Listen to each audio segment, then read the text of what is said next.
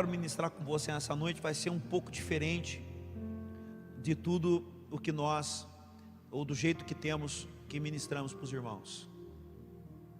Eu não passei textos bíblicos para serem projetados, conforme for gerando a necessidade, eu vou pedir para eles projetarem no tempo exato.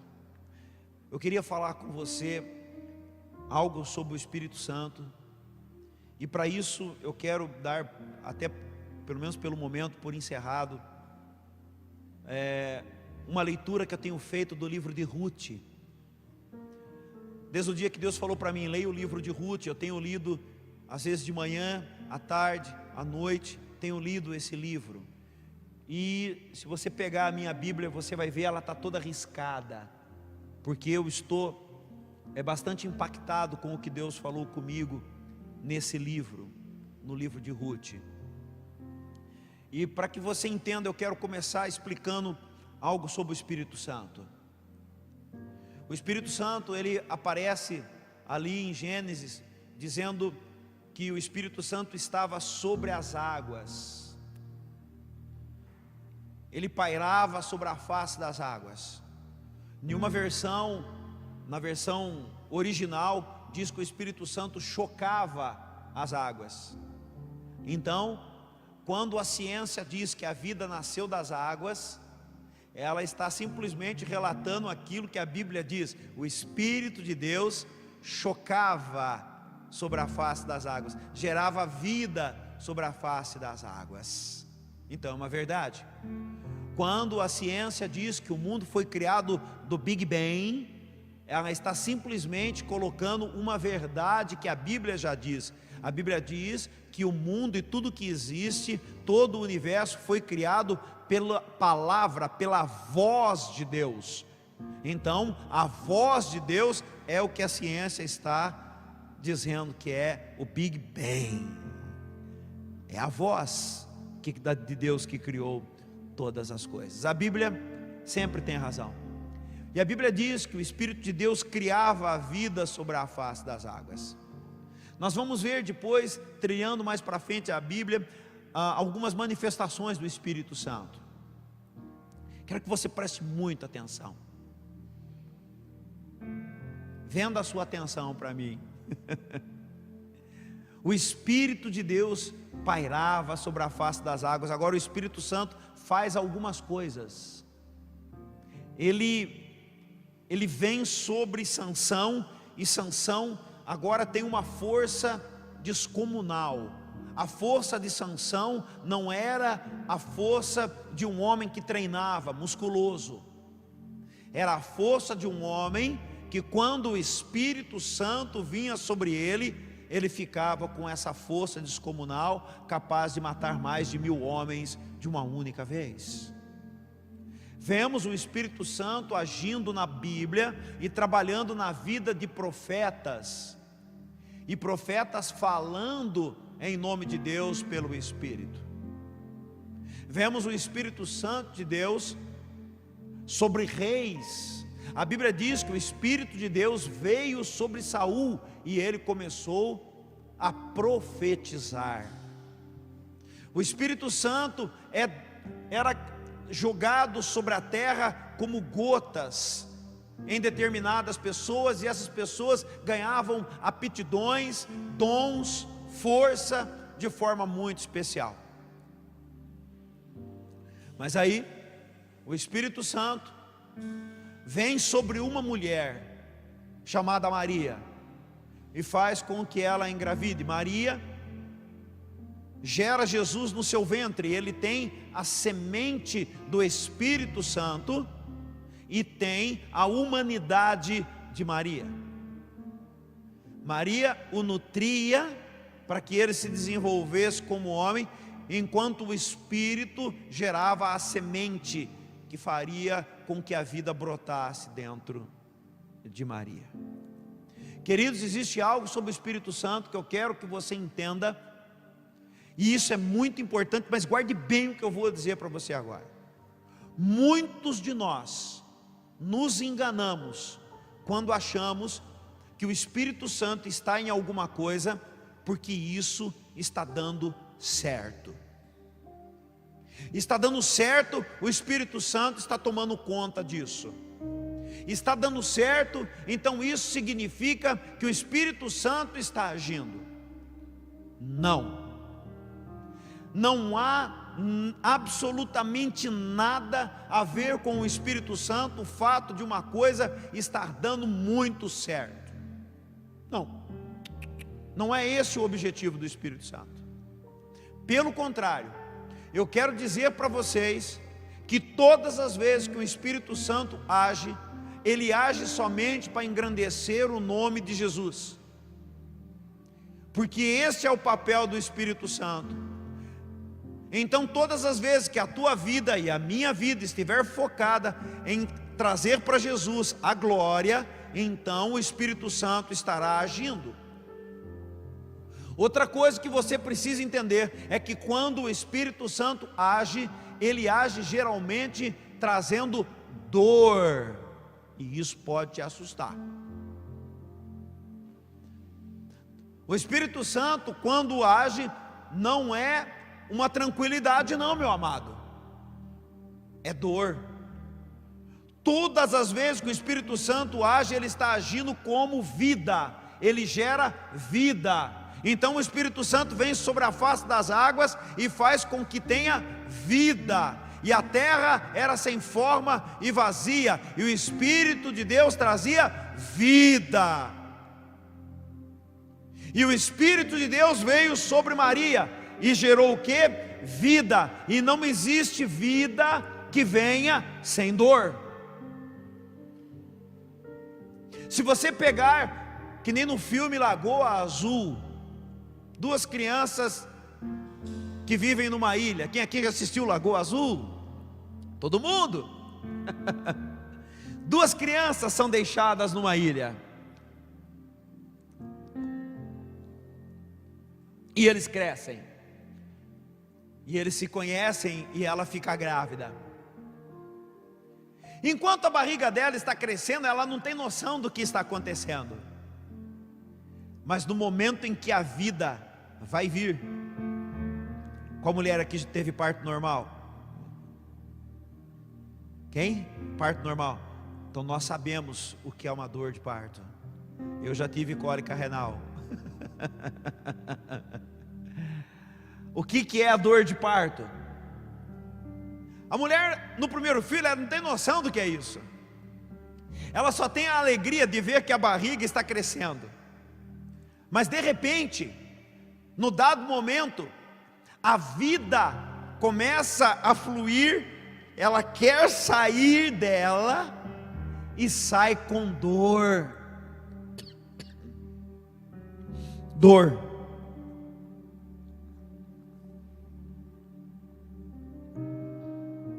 A dor simboliza, significa que está vindo vida.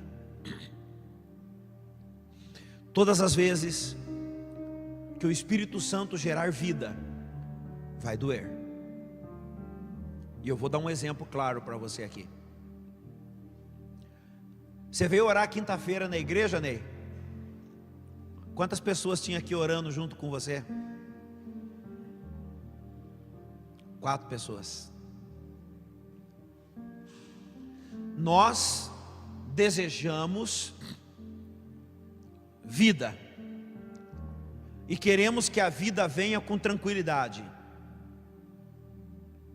Então nós deitamos na nossa cama, abrimos o braço e falamos para Deus assim: ah, Deus, eu até podia sair para fazer isso, mas eu estou tão bem aqui na minha cama, mas eu estou tão bem aqui no meu quarto, mas eu estou tão bem aqui de frente com a televisão, eu estou tão bem aqui em frente com o meu computador. Um irmão veio falar para mim e falou: pastor, eu poderia vir na oração, mas eu vou ser sincero, eu não venho porque eu tenho preguiça. Foi honesto. Eu falei: que bom. Não espere que o Espírito Santo faça nada por você. Pastor, mas as coisas na minha vida acontecem por graça. Eu falei: você está equivocado. A salvação é pela graça, o mover do Espírito Santo tem preço. Guarda a primeira verdade: o mover do Espírito Santo tem preço. Tem preço. Jesus diz para eles: vocês vão ficar em um lugar, e ali vocês vão ficar orando e buscando, pagando o preço, até que do alto vocês vão ser revestidos. Eles não estavam dormindo, eles não estavam em casa, eles não estavam andando de bike, eles não estavam jogando futebol, eles estavam buscando. Claro, tem tempo para todas as coisas, tem tempo para trabalhar, tem tempo para se divertir, tem tempo para todas as coisas. E o tempo do Espírito Santo? Onde está o tempo do Espírito Santo na nossa vida? Queridos, nós levamos uma vida e nós acordamos de manhã e a gente parece o que? A gente fica falando: Deus, obrigado, papapá, papapá, e pá. E vai na hora de comer: Deus, eu agradeço pela comida, e pá. E chega a noite na nossa casa: Senhor, eu quero agradecer pelo dia, e dorme. Não pagamos o preço pelo Espírito, e por não pagar o preço da comunhão com o Espírito, nós não conseguimos ter o poder do Espírito agindo em nossa vida. Esse é o grande problema. E quando eu chego aqui no livro de Noemi, agora eu quero entrar no livro de Noemi para você entender. A Bíblia fala de uma mulher chamada Noemi, que tinha um marido chamado Elimeleque, e tinha 2 filhos, um chamado Malom e o outro Quilion. Noemi significa bela, formosa. Elimeleque, o seu marido, quer dizer: meu Deus é rei. Mas os seus filhos, tomei um comprimido, ele parou na garganta. Malom e Quilion. Olha o que quer dizer Malom: franzino. E Quilion, morrendo. Nunca deu nome para o seu filho de Quilion. Morrendo, definhando. Mas por que Malom e Quilion tinham o nome de morrendo, definhando, franzino? Porque eles moravam numa cidade chamada Belém, que é a cidade onde Jesus nasceu e que Davi nasceu. E houve fome na cidade de Belém, e Belém significa casa do pão. E Noemi, junto com seu marido e seus filhos, vão para a terra de Moabe. Moabe é a terra da maldição, mas é lá que Deus manda eles. E quando eles vão para Moabe, os seus filhos conhecem 2 mulheres. 2. Uma chamada Orfá, e a outra chamada Ruth. A Bíblia diz que morrem os seus 2 filhos e o seu marido, o marido de Noemi e seus 2 filhos. E agora Noemi está com suas 2 noras, Orfá e Ruth. Agora eu quero que você veja aqui na Bíblia, no capítulo 1, versículo 14 e o versículo 16, até o 16. Ruth capítulo 1, versículo 14 e o 16. Vocês conseguem enxergar assim? Eu não apago a luz aqui não. Pera aí, dá para enxergar? Tranquilo? Então eu prefiro assim, porque aí é que, como eu vou ler a minha Bíblia e não estou com o tablet, eu estou com dificuldade de enxergar. Então vamos lá. Ruth capítulo 1, versículo 14, 15 e 16. Então levantaram a sua voz, tornaram a chorar, e Orfa beijou a sua sogra, porém Ruth se apegou a ela. Por isso disse Noemi: eis que voltou tua cunhada ao seu povo e aos seus deuses, volta tu também após a tua cunhada. Mas olha o que disse Ruth. Disse, porém: não me instes para que te abandone, e deixe de seguir-te, porque onde quer que tu fores, irei eu, onde quer que pousares, ali pousarei eu. O teu povo é o meu povo e o teu Deus é o meu Deus. O que essas duas mulheres representam? Quero falar o que cada um deles representa agora para você. Orfa e Ruth, duas mulheres. Noemi diz para elas: voltem porque meus filhos morreram. As duas extremamente apegadas a Noemi. As duas abraçam Noemi e choram. Orfa vai embora e volta para os seus deuses. Ruth tem uma postura com Noemi. Ela diz: eu não voltarei. O teu povo será o meu povo e o teu Deus será o meu Deus. Ruth fica com Noemi. Orfa vai embora. Jesus disse: dois estarão numa cama, um será levado, o outro será deixado. Jesus diz: dois estarão no campo, um será levado, o outro será deixado. Jesus disse: são 10 virgens, 5 prudentes e 5 nécias. 5 entrarão no casamento, 5 não entrarão no casamento. Quem é Orfa e quem é Ruth? É a igreja. O livro de Ruth foi escrito há 700 anos antes de Cristo, e Deus já estava ensinando princípios e fazendo paralelos para que a gente entendesse exatamente como é a nossa vida. Eu não tenho dúvida de dizer a vocês, irmãos, metade da igreja não subirá. Metade da igreja de hoje não subirá. Daqueles que se consideram igreja, metade ficará. Metade tem preferido ficar com os deuses deste mundo. Metade tem preferido o dinheiro, a riqueza, as coisas boas dessa vida, essas coisas que enchem os olhos e fazem a gente se sentir alguma coisa. Metade da igreja ficará, mas a outra metade é Ruth. Eu quero dizer para você que as duas amavam Noemi. As duas.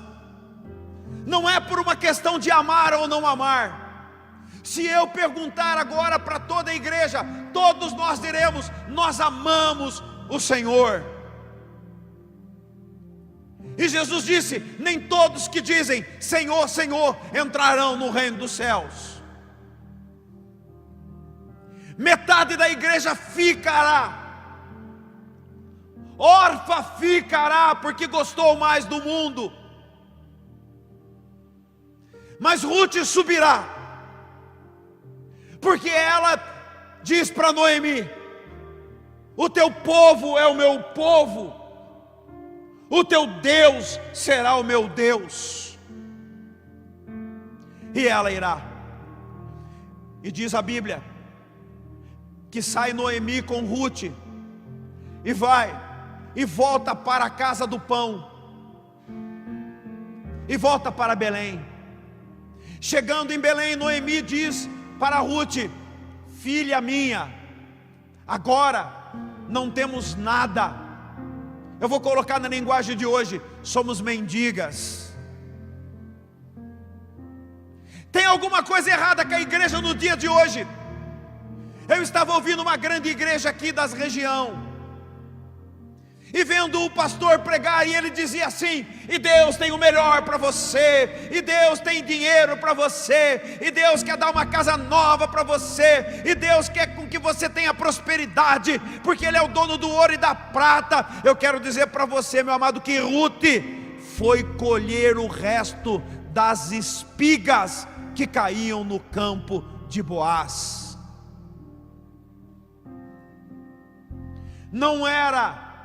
Ruth não era uma mulher que foi atrás, de riquezas. Quando ela encontra com Boaz, após os dois se acertarem, eu vou falar sobre isso, Boaz diz para ela: que bom, querida, que você não foi atrás dos homens jovens da cidade, mas que você veio atrás do seu resgatador.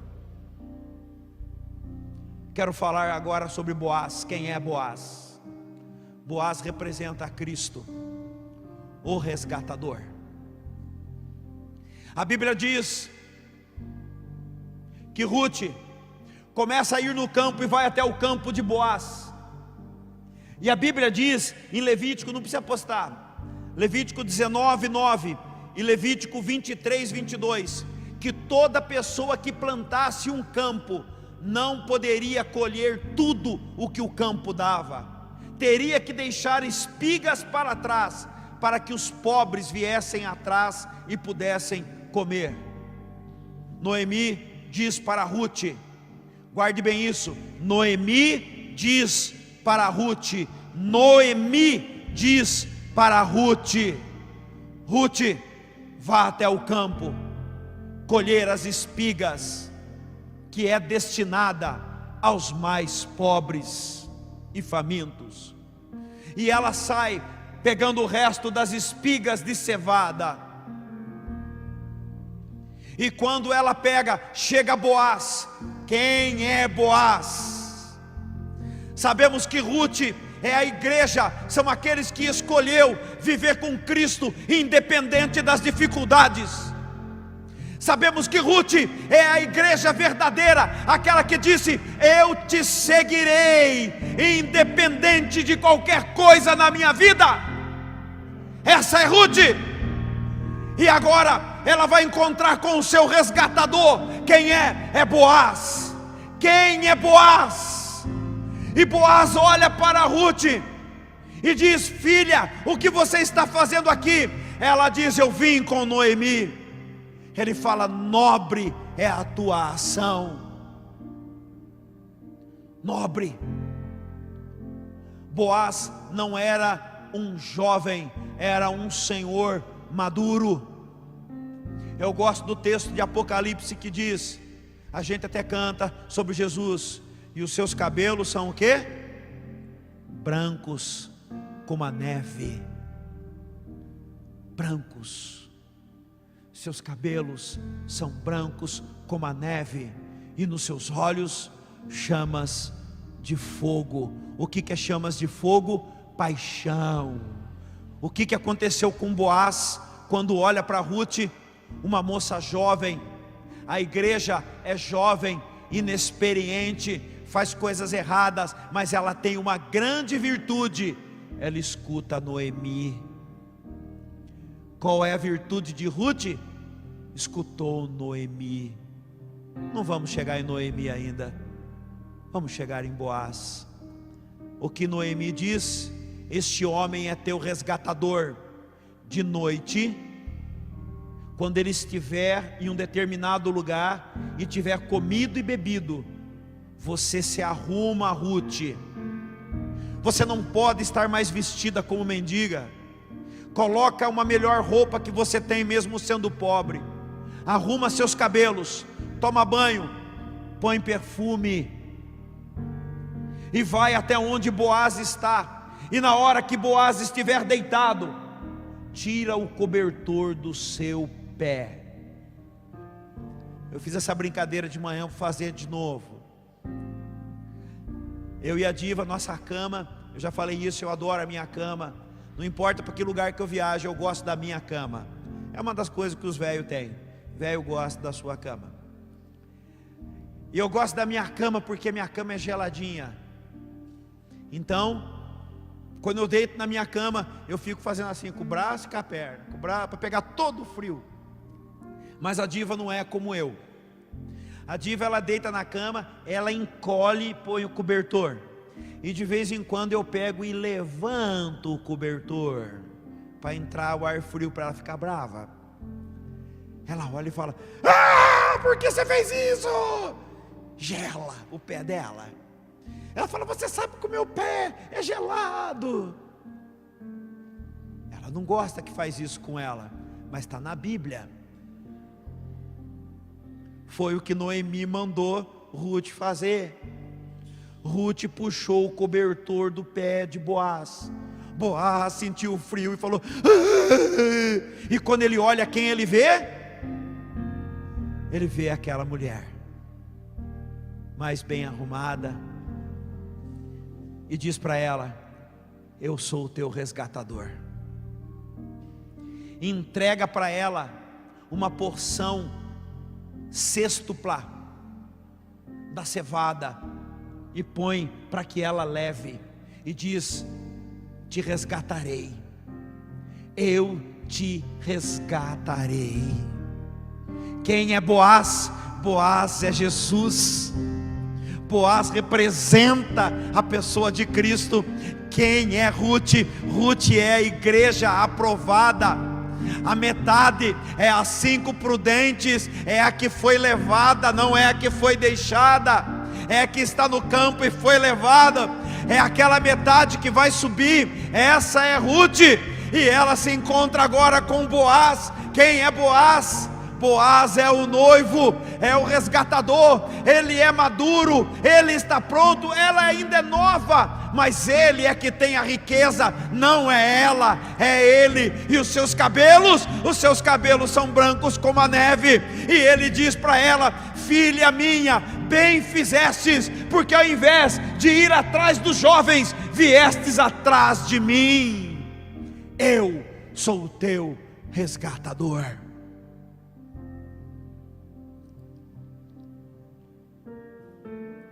Capítulo 2, versículo 2. Noemi, a grande conselheira, ela disse, Ruth 2:2, Mary. Ruth 2:2. Ruth a Moabita disse a Noemi: deixa-me ir ao campo e apanharei espigas atrás daquele que me favorecer. E o que disse Noemi? Vai, filha minha, vai. Noemi orienta. Tem algo aqui, meu amado, maravilhoso no capítulo 2, no versículo 14, que fala da ceia do Senhor. Da ceia. Olha o que diz, capítulo 2, versículo 14 do livro de Ruth. A hora de comer, Boaz disse: achega-te para aqui e come do meu pão e molha no vinho o teu bocado. E ela se assentou ao lado dos segadores e lhe deu grãos tostados. Ela comeu e se fartou e ainda sobejou. Boaz diz: come do meu pão e bebe do meu vinho. E vem Jesus, que assim como Boaz, e diz: comei e bebei todos vós, esse é o cálice do meu sangue. São 700 anos de diferença, e tudo se cumpre na pessoa de Cristo, para dizer a cada um de nós: existe Orfa e existe Ruth. Quem você é? Quem eu sou? Eu não sei quanto a você, mas isso me treme por dentro. No dia que Deus falou isso para mim, eu estava fazendo café para minha esposa, e ela estava na cama me aguardando, que eu levo um cafezinho para ela todo dia, quase todo dia. Aí eu estava levando café, e eu cheguei tremendo, e disse para ela: diva, Deus falou algo sobre Noemi para mim. E ali eu comecei a chorar em cima da cama. Que o Espírito revele para você, meu irmão, que o Espírito revele para você. Capítulo 3, versículo 3 do livro de Ruth. Ruth dá um conselho, Noemi dá um conselho para Ruth: banha-te, unge-te e põe os teus melhores vestidos e desce a eira. Porém, não te des a conhecer ao homem até que tenha achado ele de comer e de beber. Qual é a virtude de Ruth? Ruth é obediente. Com muita dor eu falo isso, porque só não me dói mais, porque eu fiz isso. Cansado de ver um irmão que é mais do que um irmão, que é um filho para mim, e cansado de vê-lo desistindo da fé e desistindo da igreja, desistindo de ser Ruth. Ele chegou até mim e disse: eu não quero mais. Eu falei: então eu preciso pedir um favor para você. Ele falou: o quê? Já que você não ouve meus conselhos, já que você não quer dar ouvidos ao que eu tenho para te dizer, por favor, nunca mais, eu te peço, volte para a nossa igreja. Ele com a mulher olhou assustado e disse: mas você está me rejeitando? Eu falei: não, você está, mas eu não poderei viver com o sofrimento de ver o que vai acontecer com a sua vida, e não terei forças para fazer parte do conserto. Se você não pode obedecer, eu não posso ser seu pai. Foi difícil falar isso, e hoje quando eu vejo a situação que está esse casal, me dói demais o coração. Mas eu me lembrei daquela palavra em que a Bíblia diz assim: para que se entregue a Satanás, para que pelo menos a alma se salve. E eu ainda tenho a esperança de que a alma deles sejam salvas. Ruth é obediente.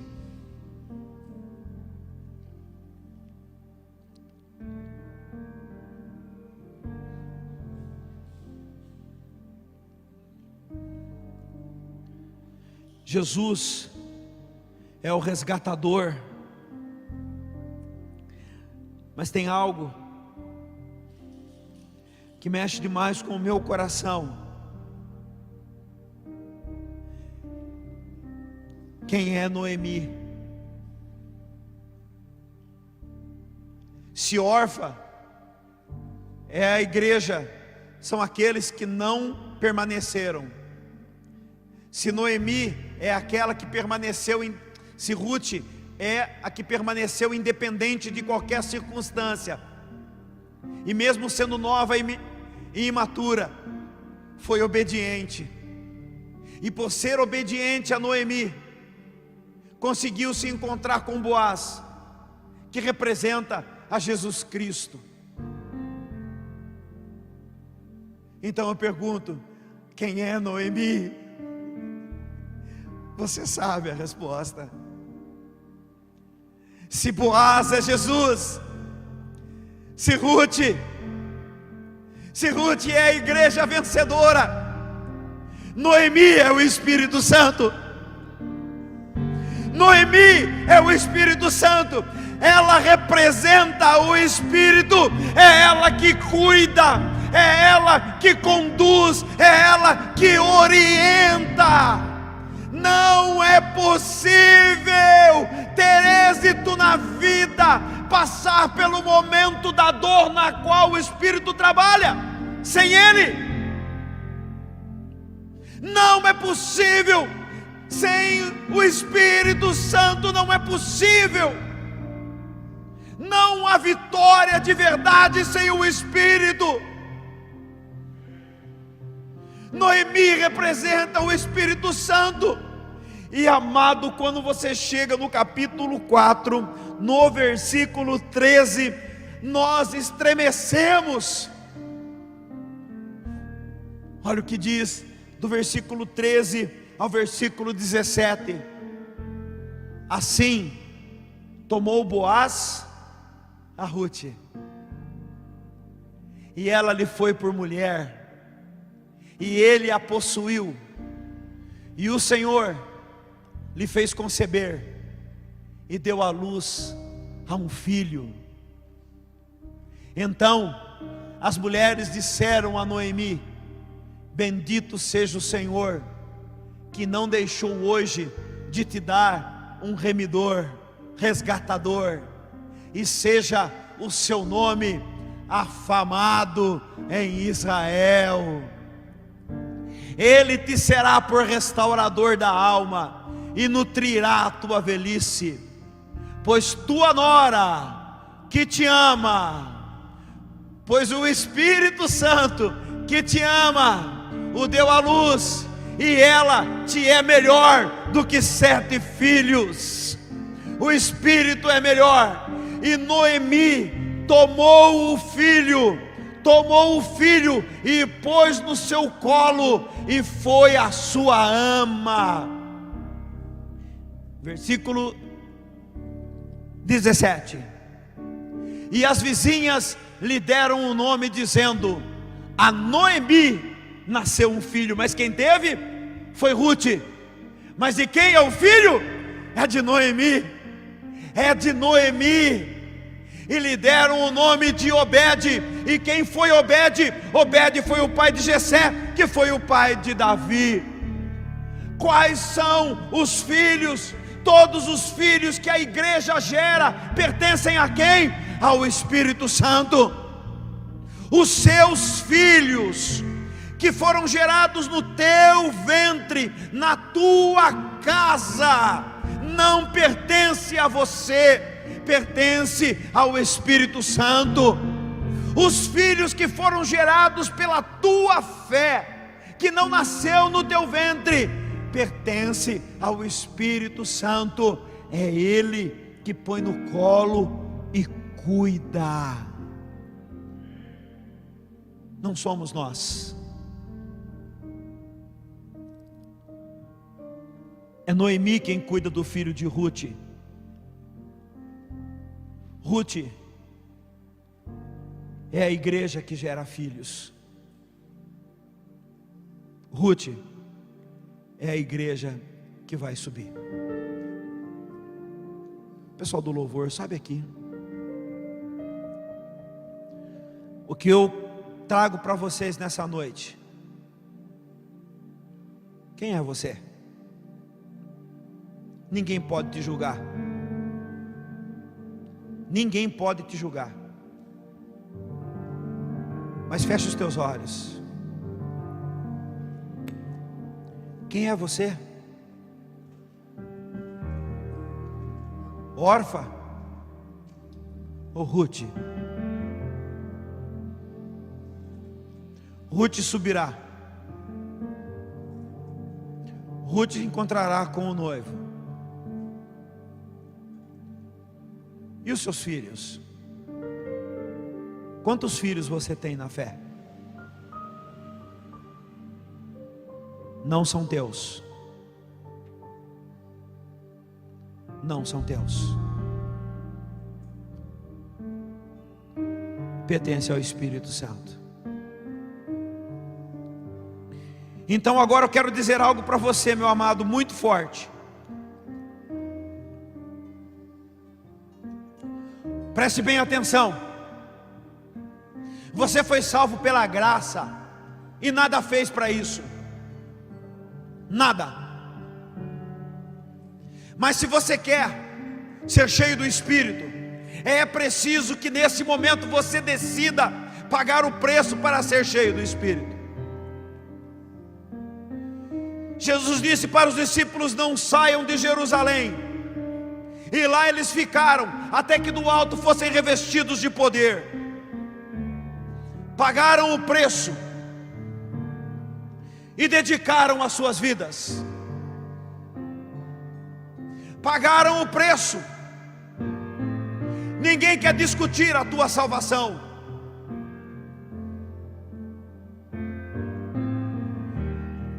O que nós colocamos nessa noite é o preço que nós temos que pagar para ser cheios do Espírito. Sair da minha casa nesse frio para ir para o culto, para ir para a oração, não dá. sair da sua casa para orar por uma pessoa, não dá. Entrar no teu quarto e começar a adorar o Senhor. Eu não tenho tido tempo para fazer isso. Mas você tem tempo para voltar para a casa do teu pai? Você sabe, meu querido, de que pai nós estamos falando? Do diabo. Porque Orfa, quando voltou, ela não voltou para os Deus, ela voltou para o Deus do seu povo, que era Moabe. Quem era o Deus de Moabe? Era o diabo.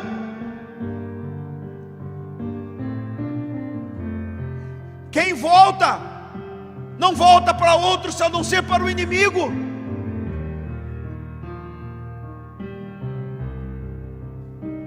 Tem que pagar o preço.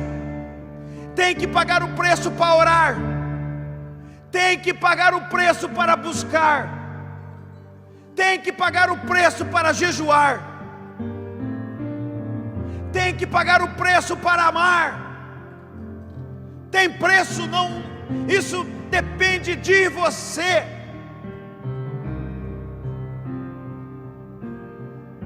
E fazendo isso, o Espírito, como chuva, vai começar a ser derramado pela tua vida e na tua vida, e gerará em você dores de parto, porque todas as vezes que algo vivo for ser gerado através das suas orações, isso trará dores. E Jesus disse: depois que uma mulher tem um filho, grande é a sua alegria. E aí se cumpre a palavra: o choro pode durar uma noite, mas a alegria vem pela manhã. Não vem alegria que não passe pelo choro, não vem vida à luz que não passe pelas dores de parto. Se a igreja não buscar e não orar, e não colocar o joelho no chão, e não gastar o seu tempo com Deus, nada virá. A vida provinda do Espírito, mas virá pela nossa força e pelo nosso mérito, e isso é lixo diante de Deus.